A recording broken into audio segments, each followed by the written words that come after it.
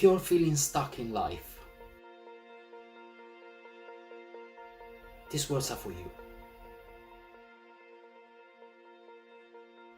The past year has been an unexpected curveball thrown at everyone's lives. Talking to my friends and family, it seems like the feeling that the majority of them share in this very moment is the feeling of being stuck, of not progressing. It's also easy to feel lost, uninspired in times like this. The following one is a collection of the best advices I've ever got every time I felt stuck in life. They really helped me, and I want to share them with you while I take you with me on a lockdown walk here in London. First of all, try and separate the things over which you have control and power from the things that are simply out of your control. The current world situation is hardly something we have control over. We can surely do our best to protect ourselves and stay healthy, but we have to understand that our power regarding the end of all this is limited. We are dealt a set of cards, and we can't control this, but we have full power on how we decide to play them. This is the moment to start from you. Change the narrative about yourself. What makes you feel stuck? How are you telling that story to yourself first and to the world in your everyday life? I'm stuck in a job that I don't like, in a relationship that makes me unhappy. My projects are at a standstill. The more you say something, the more you start to believe it, the more it will define you. So change the narrative, change your words. Turn the terms that you're using into terms that suggest a movement, an evolution, a progression. Don't underestimate the power that the words that we use can have on our self-confidence and our happiness. Escape the box you've put yourself into. When I used to attend auditions as a performer, one of the most frequent phrases I've heard from my colleagues was, "I sing, I act, I'm a performer because I couldn't do anything else."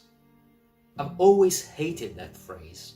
I understand that in their minds it was their way to show how passionate they were, but I couldn't help seeing how limiting and self-harming those words were. As human beings, we are potentially capable of achieving anything we put our energies into. We can adapt to the harshest situations and find a way to excel. Life has unlimited possibilities, but we have to stop putting ourselves in a box, saying we are this and this only. We are multifaceted diamonds. We can do infinite things, reinvent ourselves over and over, discover something new we didn't know we were capable of. We can live a million lives in one, but we will never know if we keep on putting ourselves in a box, no matter how we love that box or how comfortable it feels. Don't be afraid of stillness. Use it instead. Very often the best things in life happen after a pause, a somehow inevitable stop. It can be frustrating. We live in a world that is basically a rat race, where success is defined by how fast you achieve goals, how productive you are. As I said in another video, this pandemic gave us a chance to push the reset button, recalibrate and refocus. Use this moment, and in general the moment of stillness in your life, to listen to your inner voice. We are evolving creatures. Maybe our needs and our dreams have changed. Maybe with time we have acquired a new way to play the cards that life gave us. That's why it's important to reconnect with ourselves from time to time, and we can only do it if we stop a second. Small changes often trigger bigger changes.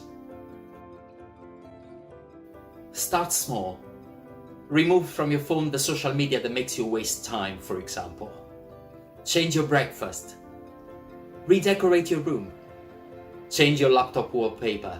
Start changing one little thing that you're not satisfied of, or you feel you've outgrown in your current life, and see how it goes. Change is a process that needs to be started somewhere. Stop comparing yourself with other people. On social media, we are bombarded with the lives of other people. And sometimes we can't help feeling miserable because we see other people succeed, and maybe we feel like we are behind, or we are not succeeding. Always remember that this is not a race to the top. Every moment of your life is yours, and yours alone. And so is your path and your story. Don't let other people's image of success make you feel small or behind in life. Especially after this year. You are doing great. So, get inspired by people. Absorb lessons and positive energies from those success stories and successful people. But fall in love with your own journey and trust your fate. Also, remember that it's perfectly normal to not know what you want. It doesn't only happen when you're young. It can and will happen a few times during your life. We are constantly trying to find our northern star, and we worry when we can't visualize our future self. And that's the moment that we have to focus on our present self. Journaling and writing in general helped me a lot every time I needed to figure things out, when I was feeling overwhelmed or when I didn't know where to start. Our head can become a very messy place. Writing things down, how you're feeling about something, your fears, your hopes, your dreams, will help you separate and identify them. And once they are on paper, it will be easier for you to know where to start and how to tackle any issues you might have. And finally, don't be scared to take a leap of faith. Dare to take that first step. It's true, you don't have to see the whole staircase. Most of the times your path will appear clearly day after day, step after step, as long as you're not afraid of taking that first step, even if it feels uncomfortable. Start walking slowly out of the fog. Trust your journey. And prepare yourself to a sudden revelation, an unexpected epiphany, the appearance of your northern star. Be brave, be kind to yourself, and write your own story of success. One little step after the other.